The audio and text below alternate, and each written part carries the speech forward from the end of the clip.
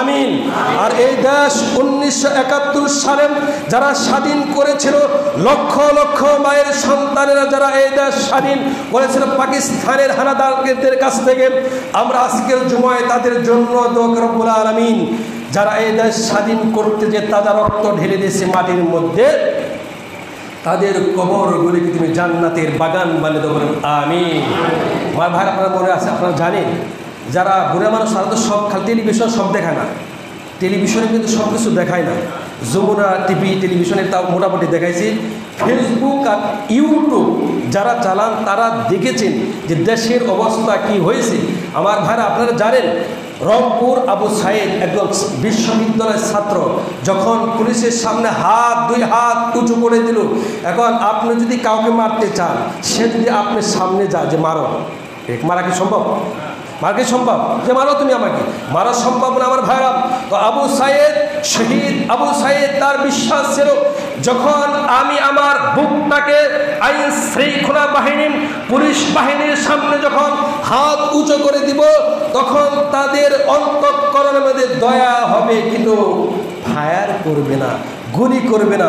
তারপরও গুলি করা হয়েছে। একজন আমার মতো দাঁড়িয়েওয়ালা একটা লোক গুলি করেছে, তার অবস্থা, তাকে মেরে পায়ের মধ্যে রশি দিয়ে বেঁধে উপর দিকে ঝুলিয়ে এই জনগণ হত্যা করেছে। ঠিক কিনা বলেন ভাইরা?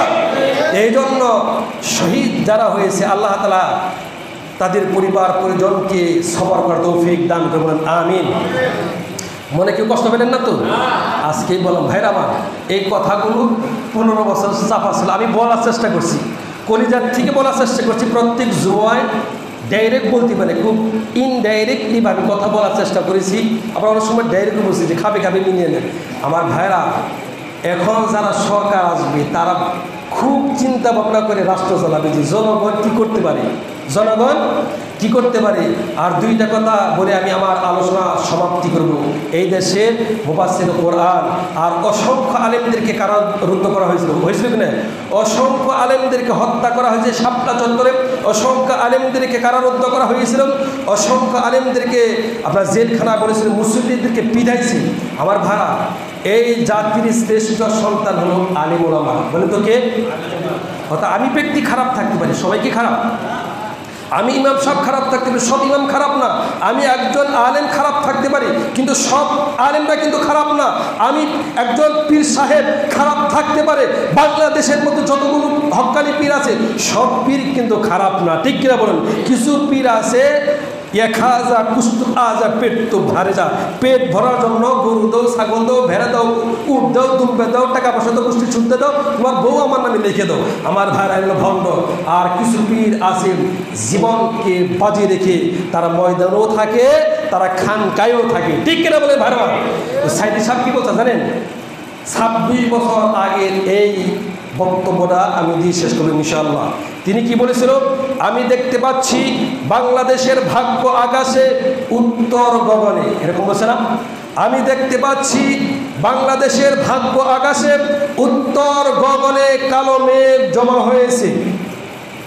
সক্ষমভাবে যদি আপনারা মোকাবেলা না করতে পারেন, সক্ষমভাবে যদি আপনারা মোকাবেলা না করতে পারেন, এমন অন্ধকার কালো কালো আমাবস্যা রাত আসতে পারে যা সুবে সাদিক হওয়া অসম্ভব। ঠিক কিনা বলে ভাড়া? বলেছিল সুতরাং আপনারা কি কাফের মুশরিকদের গোলামি করে মরতে চান?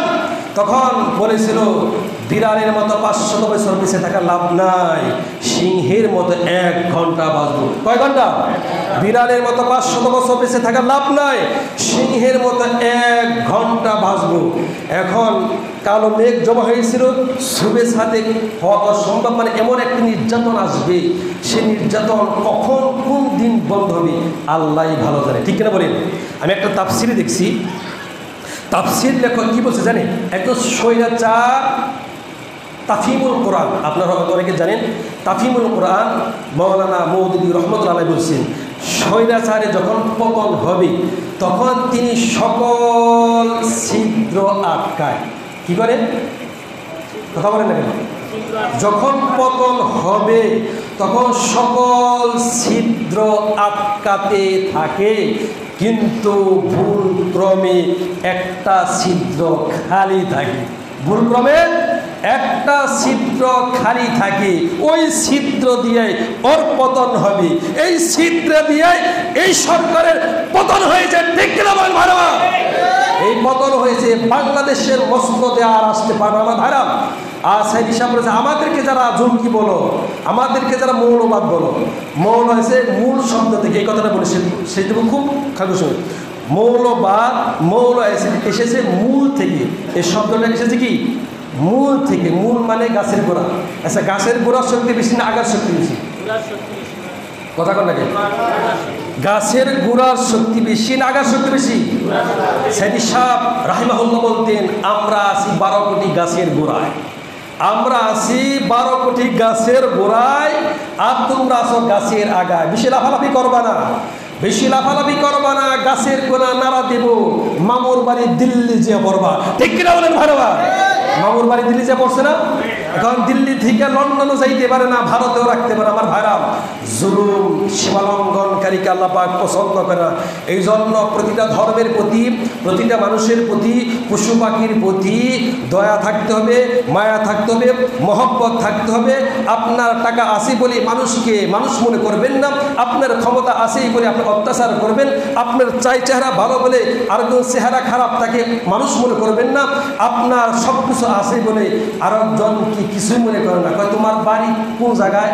কয় আমার বাড়ি হলো বড় বিল্ডিং, দেখছো না এই বিল্ডিংয়ে, কিন্তু গরিব বাড়ি নেয়, যে সোনের ঘরেরা এই বাড়ি নেয়। পরিচয় দেয় কি দেখছেন?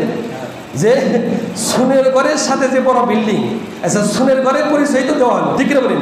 সোনের ঘরের পরিচয় কিন্তু দিল, যে অহংকার, যে সোনের ঘরের সাথে যে বড় বিল্ডিং, লাল বিল্ডিং, ওই বিল্ডিং আমি সোনের মধ্যে। আমার ভাইরা, অহংকারীকে আল্লাহ পাক পছন্দ করে না, অহংকারীকে মাটির সাথে মিশিয়ে দেয়। ক্ষমতার মসনদে কেউ থাকতে পারে না। আমরা প্রতিটা মানুষকে মহব্বত করবো, ভালোবাসবো। এই বাংলাদেশে হিন্দু সম্প্রদায় যারা আছে, অন্য ধর্মের যারা আছে, এদেরকে অত্যাচার, জুলুম, নির্যাতন আমরা করবো না। বলেন ইনশাআল্লাহ, বলেন ইনশাআল্লাহ। আর আমরা প্রত্যেকে সোনার বাংলাদেশ, মাতৃভূমি, 56,000 বর্গমাইল বাংলাদেশ। আমরা শুধু এই আলোচনা কিন্তু আপনাদের পছন্দ রইল না। এই যে মনে করেন সাংবাদিক কিন্তু মিডিয়া আছে, এখানে কিন্তু চোখ একজন আছে, ফেসবুকে যাবে, ইউটিউবে যাবে। আমরা বলবো যে নারীর নেতৃত্ব আমরা চাই না। ঠিক কিনা বলেন? নারী নেতৃত্ব আমরা চাই না। নারীদের মাথায় জ্ঞান বুদ্ধি কম। কারণ কি জানেন? এই বেহেশত থেকে খুশানি শুরু হয়েছে। আল্লাহ বলছে বেহেশতে থাকবা, খাইবা, থাকবা, আরামে থাক, কোনো সমস্যা নেই। কিন্তু বলেন তো কি, এই গাছের নিকটে যেতে পারো, তখন এই হাওয়া খুশিয়ে খাসিয়ে বিভিন্ন কিছু, আমরা কিন্তু খারাপ মনে করা যাবে না, কথা দৃষ্টান্ত দেওয়ার জন্য। এই হাওয়াগুলো যা চলো যাই, আমরা এখানে আমরা ওই গাছের নিকটে যাই, আমরা একটু ফল খেয়ে চিরদিন আমরা থাকবো। এই হাওয়ায় এই সব বিনাশটা করে এই দুনিয়াতে পাঠিয়ে এই সমস্যাগুলো হচ্ছে। ঠিক করে বলেন বারা? এই জন্য ক্ষমতার মসনদে যারা থাকবে তারা আমাদের মতো পুরুষ থাকবে। কি থাকবে বলেন তো? আপনার কি সকালে চাঁদ? আপনি কি সকালে চাঁদ? হাত উঠে দেখেন তো। নারায়ে তাকবীর। আল কোরআনের আলো, আল হাদিসের আলো, দুনিয়ার মুসলিম, কোরআন হাদিস যেখানে, ইসলাম যেখানে, আলেম ওলামা যেখানে, দুনিয়ার মুসলিম হাত নামা। আল্লাহ পাক কবুল করবেন, আমিন। মনে কেউ কষ্ট নিলেন না তো? চাকরি আছে না গেছে গা? হ্যাঁ, গেলেও সমস্যা নেই, থাকলেও সমস্যা নাই। I don't care. আমি কখনো ভয় পেয়ে ওয়াজ করি না, আর করবো না। আপনারা জানেন না, মাহাবিগুলো ইচ্ছে মতো বয়ান করি। এই যে শাহজাহান উলিল্লাহ সাবধান, ইচ্ছে মতো বয়ান করি। চাকরি থাকুক বা না থাকুক, মাহফিলের দাওয়াত দেখ বা না দেখ, মরণ একবার, জন্ম একবার, মরণ একবার। মুনাফিক বারবার মানে গাড়ির চাকা ব্রাশ সিধে হয়ে পড়ে, আর মুনাফিক স্ট্রংভাবে দাঁড়িয়ে থাকে। ঠিক আছে বলে বারবার। ইন্না বাতশা রাব্বিকা লাশাদীদ। এই সূরাটির নাম কি বলেন তো? সূরাটির নাম কি? সূরা বুরুজ 12 নম্বর আয়াত। ইন্না বাতশা রাব্বিকা লাশাদীদ, নিশ্চয় তোমার রবের পক্ষ থেকে যখন পাকড়াও আসবে, কঠিনভাবে আসবে, পাকড়াও থেকে কেউ পালাইতেও পারবে না। ঠিক কিনা বলেন? যতটুকু কথা বললাম, যদি মনে কষ্ট হয়ে থাকে আল্লাহর হস্তে ক্ষমা করে দিন। ইচ্ছা মতো বয়ান করলাম, মন খুলে তো বলি, তারপর আজকে বেশি বললাম। আমার বাড়িটা ভিতরে জমা আসার, ভিতরে কি আসার? আমার ভিতরে অনেক জমা আসার আমার ভাড়া। ইচ্ছা মতো বয়ান করলাম, তো কেউ মনে কষ্ট পাবেন না, সমালোচনা করবেন না। সমালোচনা তারাই করে যারা মুনাফিক। ঠিক কিনা বলেন? সমালোচনা তারাই করে যারা পাক্কা মুনাফিক। ইমানদার কখনো সমালোচনা করে না। আজকের জুমায় যা কিছু বললাম, আমাকে, আপনাকে, আপনাদেরকে, গোটা মুসলিম উম্মাহ জাতিকে আলোচনার উপরে আমল করার তৌফিক দান করুন। আমিন। আরো জোরে বলেন আমিন। ওয়া আখিরি দাওয়ানা আলহামদুলিল্লাহি রাব্বিল আলামিন। আসসালামু আলাইকুম ওয়া রাহমাতুল্লাহি তাআলা ওয়া বারাকাতুহু। যারা সুন্নাত পড়েন নাই তারা